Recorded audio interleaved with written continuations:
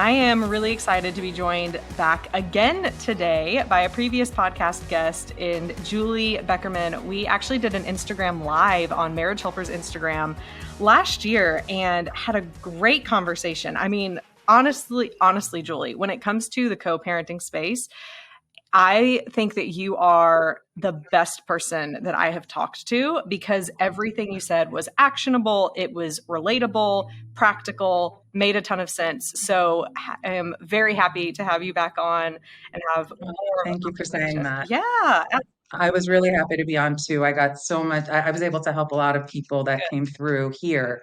So I just good. thought it might be a good idea to see you again. Absolutely. Yes. And I'm glad we're having this conversation too, because a lot of the people listening, a lot of people in my audience, they are in a difficult marriage relationship, a co-parenting relationship, or, they're divorced and still have to co-parent with the person they were previously married to. So you have been through this, right? You've had this Yes. experience. So can you tell us a little bit more about when you and your husband had divorced, and you had to co-parent together? How did you, first of all, take care of yourself? How did you kind of pick up your own pieces of what had happened through your marriage and divorce process? That's a really great question, actually, because yeah, I think the first thing it's like, I got very fit. I don't know. I think a lot of people tend to do that. I really, I did kind of start taking care of myself. And the next thing that I did for me was start this business because the main thing that I needed to do to pick up the pieces was figuring out how I was going to survive this co-parenting relationship for the rest of my life. And so that's what I did. I kind of developed and figured out strategies to make this tolerable for me and for my daughter. Yes. And how was it for your daughter? How did your daughter handle the process of going from you and your husband being married to now you're in two separate places? Like what was that like for Yeah. her? So for her, it was actually a very long, drawn out process. Unfortunately, some of these really, yucky divorces can just get very drawn out. And she was at an age where kind of like it wasn't immediate. She didn't really notice things happening. It was a little bit over time. And so I think the impact on her was a little bit more subtle, which is also why I thought it was so important for me to get on top of this because I wanted to be able to help her through these little things. Sometimes the big things, you can see it, you can kind of deal with them, but these little things. So, for example, I think for my daughter, the way that it kind of manifested was she became like the good little soldier. Mm. So because my ex and I were not working well together, she was the good one, right? She didn't want to make more problems for us. And now I would say what I do see is now that my ex and I get along a lot better, she actually is safer to come to us with some more real issues that she's dealing with. Yeah, that's really good. So one of the values of really having a more effective co-parenting relationship, of Yeah. course. So Yeah. you mentioned that now your co-parenting relationship is a lot Mhm. healthier than it used to be. What would you say Yeah. led to that shift? I get asked that all the time. And, I want to say, well, look, this is what I do for a living. So I got really good at it. And, but at the same time, what I did was I do follow my own principles and I really was consistent with them. Now, my ex, I don't know what he would say. And it almost doesn't really matter because ultimately what I did was I set myself up by being consistent and being the kind of quality co-parent that I wanted Hmm. in him was the kind of co-parent that I became, and I showed up that way all the time. And I think that sort of created a safe environment. It created an environment almost of trust, right? It was very clear how I was going to show up. Hmm. So yeah, I all the things that I teach. That's what I do. It's how I live it, and it works for us now. Can you kind of put that into a story, whether it's your own story or maybe a story of a client that you've worked with? So tell about what the relationship was like between when it was not healthy or when it was toxic between the two co-parents, and then how it evolved to something, and what does healthy look like now? Yeah. So an example, right, of a relationship when I'll use my own example because we're talking about it, right? When we first were going through this, Literally, if I said up, he would say down. If I said left, he said right. Everything was my fault. Everything was an issue. Anything that we had to work out, if there was one change to maybe the agreement that we had, we were going to change a visit, or I mean, I wouldn't even have ventured there. And my clients, that's what their experience is too. It's like you don't even bother trying to co-parent because it just makes it worse for you. Mm, Asking for just help with something really little becomes an opportunity for that person to take a bite out of you or hurt you in some way or try to use or take advantage. That is not healthy, right? And so what ends up happening is when you're sort of faced with someone who's doing these things to you, you start to kind of posture and protect yourself. And now we engage in certain behaviors back. And that just creates a bigger conflict. And I was absolutely doing that. There's a lot of things that I did in the beginning that were not conducive to reducing conflict. And so what I did over time, COVID was actually a really big change, because with COVID, all the rules went out the window. So whatever agreement we had, nobody, and no judge, no courts weren't open, nobody was listening to the issues. So mm, now in this environment where I really had the opportunity to take full advantage of the situation. I could have, overridden a lot of the scheduling things. I didn't. mm, I actually stood in my power. I stand at, kept and continued co-parenting in the way that felt right for my daughter. And that, I think, started to create a little bit of trust, right? That even in this environment where I could have caused harm, I did not. mhm, And so now what happens is, the healthiness of this, we're not friends, we don't hang out, we don't chat every day. However, when there's issues that need to be dealt with, we can get in a room, we can talk to teachers, we can talk to doctors, and we can actually deal with the issue. So I would say the healthy co-parenting relationship now looks like a really good hmm. business with your child. I hate to say it this way, as the product, but right, your child's the bottom line. And being able to focus on that and put all the other stuff aside makes for a healthy relationship. Yeah, that's good. So what I'm hearing you say is the way that you really took the matters into your own hands and said, I'm gonna do my part here because I can only control myself. And you did that Yes. by, this is going to sound ironic, I'm sure, to some people in this situation, but you did it by building trust that you were going to do what's best for your daughter, but also not punish your husband in the process. Is that right? That's right. Yeah, absolutely. Yeah, look, if you have the space and the two of you are in that space, and I want more trust in this relationship, I don't need my ex to become different. I need to put more trust into that space. And I do that by acting in integrity. Mm, And I love what you said. Everything that has to do with dealing with co-parenting comes from you, not about your mm, ex or your husband or whoever yeah. you're co-parenting with. Yeah, that's good. And what is the way Yeah. that you primarily work with clients? So when people come to you, what does that look like and what are you helping them with? So I'm helping them a lot with, I work with clients one-on-one. So Zoom sessions looks a lot like a therapy session, but with a little bit of a different Mhm, angle. And I'm working a lot on communication mhm, techniques, right? So not just communication written, although a lot of co-parenting can happen in written word, but also just how we think about these things. Because how we think about it is how we talk about it, and how we talk about it is how our kids are going to hear it. mhm, So I help people really start to think about their co-parenting relationship from a much more powerful and less judgy mhm. place, so that they can be authentic with their kids and not necessarily say things they don't want to be saying, which we know can happen. For sure, for sure. So what are the biggest pain points that people have when they're coming to you? And especially in the Mhm. sense of what are the frustrations they have with their spouse?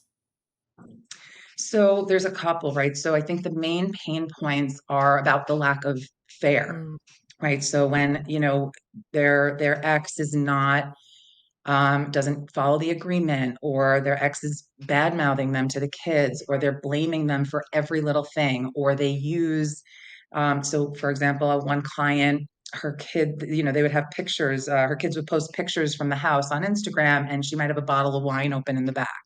And then she would hear from her ex about that she's an alcoholic with the kids, things like that. So issues of it's basically being bullied. mm, And I think the pain points are, how do I get away from this bully when I have to actually co-parent with them for the Yeah. kids. And so there's issues around anything that would be an issue when you're married is going to be an issue when you're divorced. Mm. So the pain points are really around how to best support your kids when, the person you're trying to do that with is really causing a lot of trouble for you. So does that answer the It question? I'm not does. sure if I It specifically does. got to the Yeah, answer. no, it does answer the question. And so then what does your system look like? Or I'm not expecting you to give all the nitty-gritty and details, and I'm sure it would be Yeah. difficult to because it's, working with people one-on-one is where the magic and the effectiveness of what you do happens.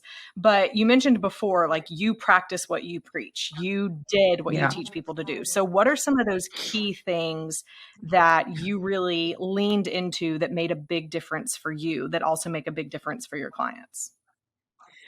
So the first thing that I cover, I'll give this away, right? The first session that I have, I talk about recognizing common forms of manipulation and then the first step of what we do with them. Because when we're dealing with someone who's difficult, so the main tool that I use is acknowledging and validating and observing and describing. And so what those two things are, acknowledging and validating is essentially letting the other person know that they've been heard.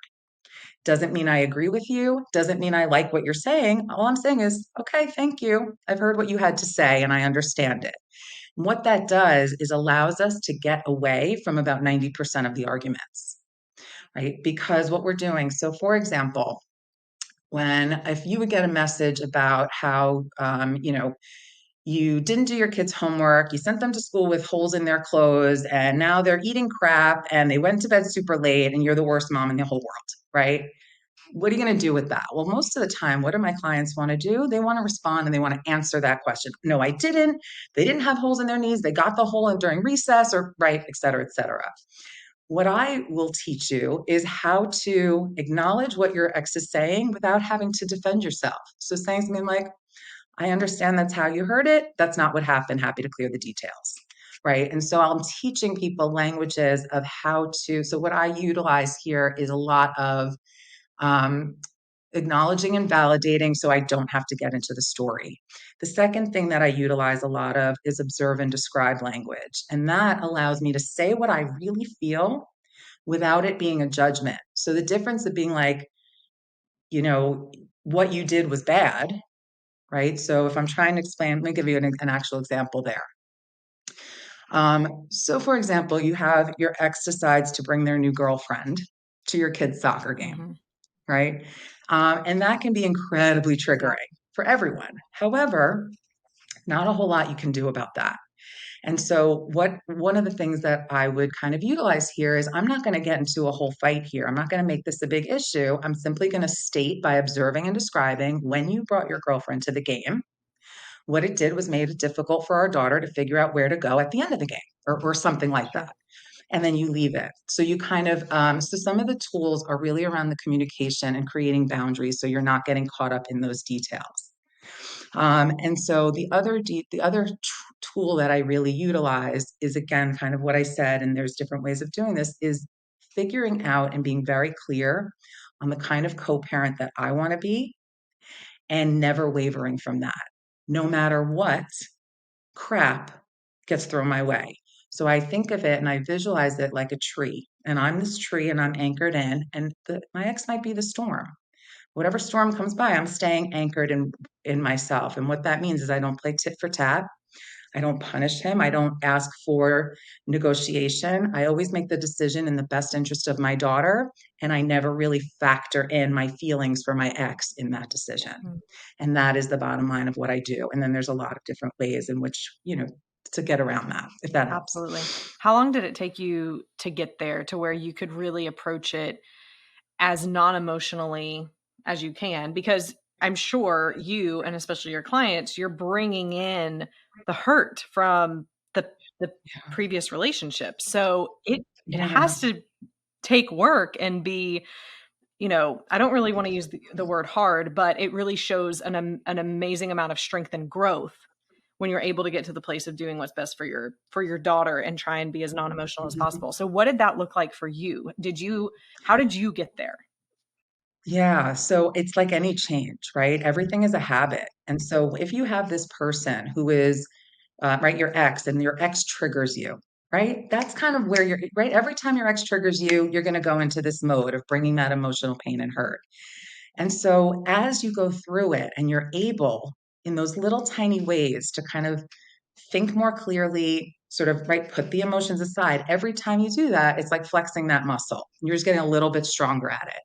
So different things. So for example, the first issue might have been something around, what days we were going to do visitation, and that becomes emotional. And then you learn to kind of step back from it. And then it becomes about the girlfriend, or the new girlfriend or the boyfriend, and that becomes emotional. So I think what I'm getting at is it's a process. It's not a one-time Mm-hmm. thing.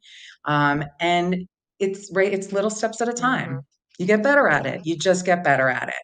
And like it's like learning anything. You kind of want to practice the right way to do it, know when you're doing it right, and then just put it on repeat. Mm-hmm. So I know that sounds really unsexy, but it is. It's a habit. It's when I'm triggered, here's my new Yeah, response. And that's what I help work with people, is creating what that new response looks like in a way that feels mm-hmm. authentic, serves your needs, helps your kid, and then you can practice it and get better at doing it. Absolutely. What did your Yeah. support system look like after your divorce? And was it there? Did you have it? And what adjustments Yeah. did you have to make in your daily routine? I mean, were you working before, or did you have to figure out a way to support you and your daughter after? Tell us more about that. Yeah. Oh wow. Yeah. No, I was staying home as a stay-at-home mom at the time. So I went back to work. I have my family, they're wonderful, but a lot changed.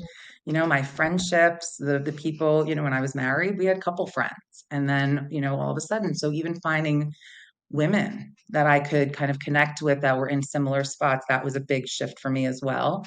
And I think the other support, having a really good lawyer that you trust, that you feel safe with, and obviously having a coach, a therapist to process some of these emotions so you can start to put them somewhere. Mhm. I always say you want to have, and I did, I absolutely, I believe in mental health. I'm in the industry. I invest in it. There are emotions with this, and you're entitled to them. No one would ever say, don't be upset about that. Like, no, this is hard. However, when you are dealing with co-parenting and divorce, your emotions do not belong with your ex anymore. So you need to find another place for them. Mm, It's not that you don't have them. We're not shutting them off. We're just not acting on them in this particular space with your ex. mm. That's really good. That's really good.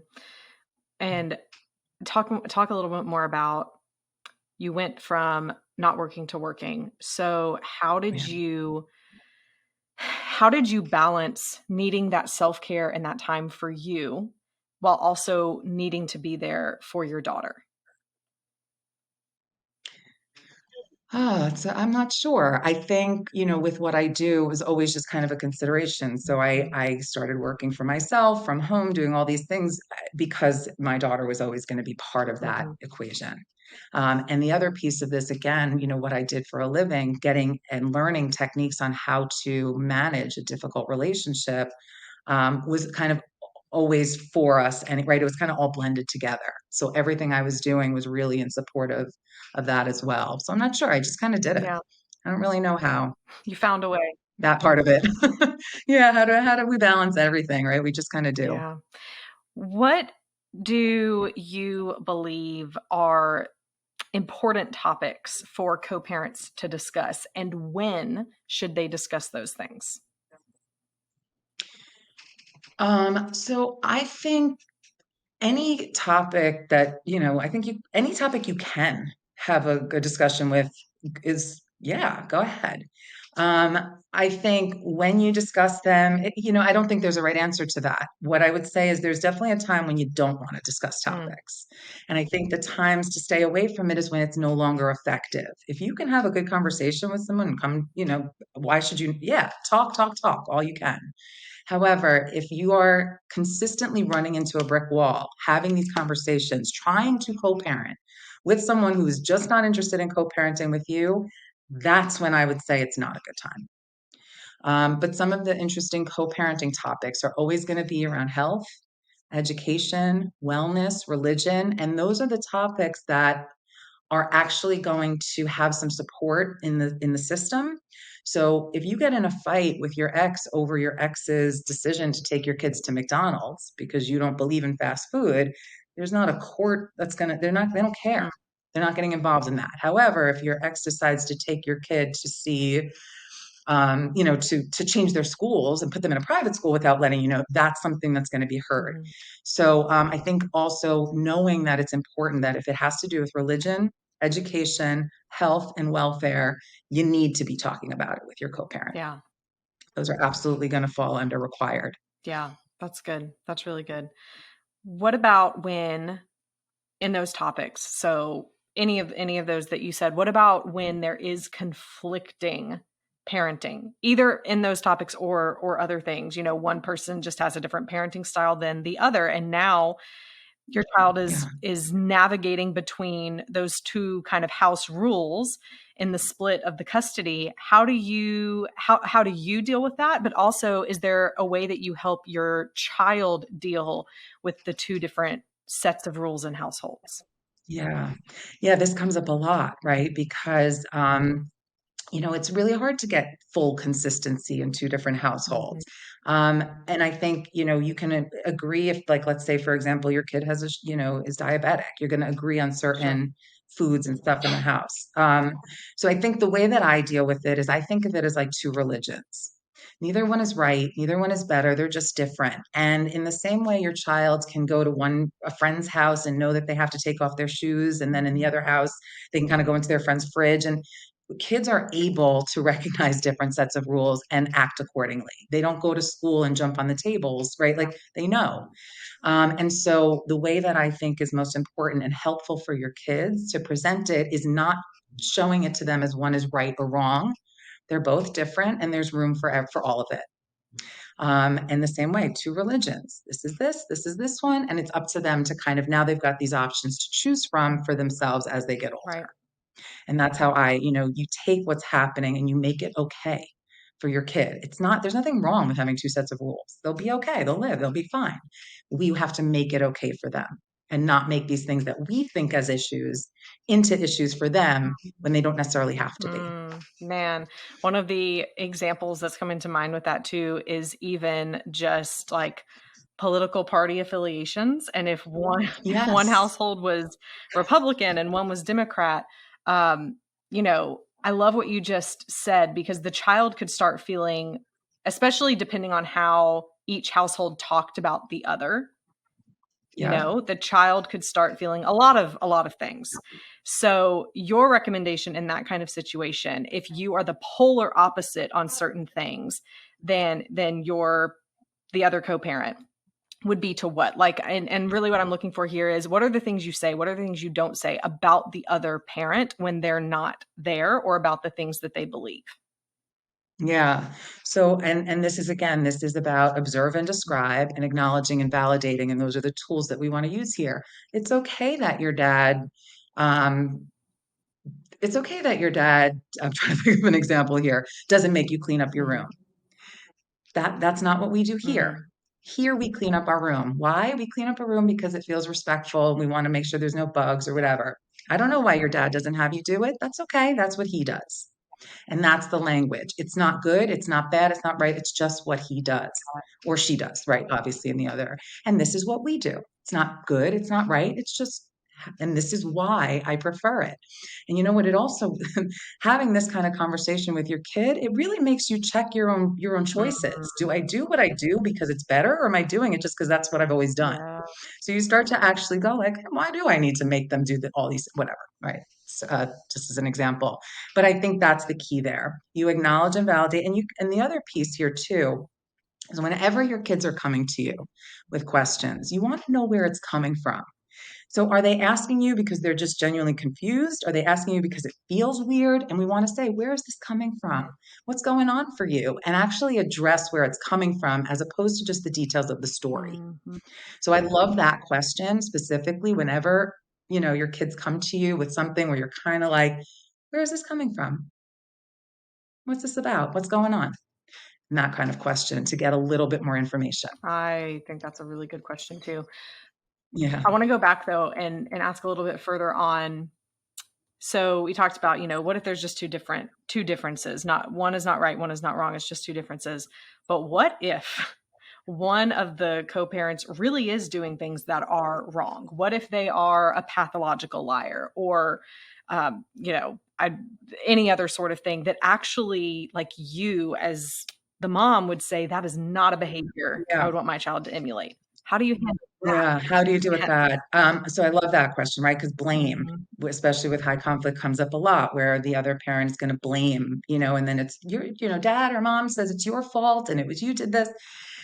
So the way that you address it when the behavior is you address the behavior. Mm, I don't, what was the thing? The pathological liar. I'm not sure why lies all the time. At the same time, that's not what we do. right. We don't lie pathologically because, and then you fill in the blank, right? And I haven't actually thought about those detailed reasons yet, but right, we know there's good reasons We not do. to. Same thing with blame. I'm not sure why your dad wants to blame me for this all the time, but we don't blame people. We don't blame people because it gives our power away Mm, and it makes them responsible for how we're feeling. And it's really nobody, things just happen sometimes or whatever, right? And you kind of go into your reasons. But that's kind of the formula for the phrase. That's what he does. That's not what we do. mm, Or that's what you do there. This is what we do here. And if it's a behavior like cursing at someone or yelling at someone that, I remember a client said that, her kid had told her he was walking across the street with his dad, and the dad yelled like, "You asshole," like kind of just mhm. like, and comes home and now repeats it. She's okay, well, we don't yell curses at people because it's not nice. Right. Right. And that's how we would address That's it. good. I like that. What about the children? So after the divorce happens, what are some of the things that kids really need in that time to cope, to process their feelings after a divorce happens? I think they need a lot of acknowledging and validating. Mm, They need to be heard and they need to know that they're safe. You know, so much of the time we worry about, what they're hearing and what's being, what they're doing, and and it's ultimately your kid. Everybody at the bottom of it wants to just feel safe. So making sure they're understanding what it is, giving them the space and letting them know in all the ways and consistently that you are there for them. So I think just to continue with that thought, the number one thing that kids need is to trust you with the truth. mm, They need to know that they can come to you with all their feelings, with all their things, and it's going to be okay that they come to you. That allows for you to know that when your kids need you, they're going to come to you. You can't be on top of all of yeah. it and take care of yourself and start a new job and go through all this. Your kids need to know that there's an avenue to you and they need to trust you with their truth. So if they're coming to you and you're going, well, why did your dad say that? Why are you repeating that? And you're getting mad at them with their questions. Guess what? They're not coming to you anymore. Mhm. So how you respond to your kids when they come to you is going to be the most important thing. What about And acknowledging and validating, just to repeat yeah, it, because it is huge. You cannot underestimate its power, is one of the first ways to create that trust with yeah. them. What about when they come to you and maybe they have like they're frustrated with their dad and but they don't want to talk to him. They don't have maybe that trust with the truth on the other side, Yeah. and you don't want to necessarily step in and do it for them because that would validate the truth, but you also it's a big deal and you want to encourage that this be handled. What are some of the things that you have seen work in that kind of situation? I hate to say it again, but I'm going to say acknowledging and validating, understanding, and validating that this makes sense and I'm here for you and here's what I would help you with. But you do you like when you're ready. I think the other question there is, if you're asking how to encourage the behavior, Mm, how to encourage them to actually take the step, a great question here is how can I best support you? Another one, if your kids are a little bit younger, is do you want to hear what I do? When I'm feeling nervous about talking to someone, here's what I would have done and asking that permission. But I think with kids, what we tend to want to do is tell them mhm, and direct them, and you should do this and go and do this. And that's not going to necessarily empower them. And it's not necessarily getting to the emotion, it's giving them a direction. But especially in this is emotional. They're coming to you, there's a lot of emotion. You really want to get to know what's underneath all of these things here. So that's what I would do. I would encourage and I would say, and I'm here for you. that's good. And here's how you can think about it, and let me know if I can help you. But it's not up to me to decide that my child has to talk to their other parent. Unfortunately, that's between them and their other parent, right? That's their relationship between the two of them to kind of figure out. I'm just a supporting member at this point. That's right. As I'm listening to you talk, I am just picturing it really is a mental separation of the relationship you used to have in the marriage and just seeing it as two different family units. And you work together with that person in the best way possible for the good of the child, but you can't control them. They really can't control you. And you just work to work together in the best way possible. But it really is a mental shift. It's a complete mental shift. Absolutely. Yeah. Yeah, it's making it business. This is not personal. It's not emotional anymore. This is business, right? And you want to think about it from business because we're taking the emotion out of it. And we have a goal here. The goal is to serve the best interest of our child. And what do we need to do to get there? And certainly the emotions are not helping us get there. Right. As we wrap up co-parenting and making it work, kind of everything we've talked about today, what would you say are the do's and the don'ts that you would leave our listeners with? Sure. So the first do is to do you in all ways, always. So this goes back to my point. You're the tree. You are always the tree. It doesn't matter what storm your ex brings your way. You are standing in your space, being the person that makes sense to you and is within integrity. Mm-hmm. The second thing is whatever you're dealing with, this is a business. Know your goal. Don't be in a conversation just winging it. Understand why you're in that conversation. What is the point of this and what are we trying to resolve?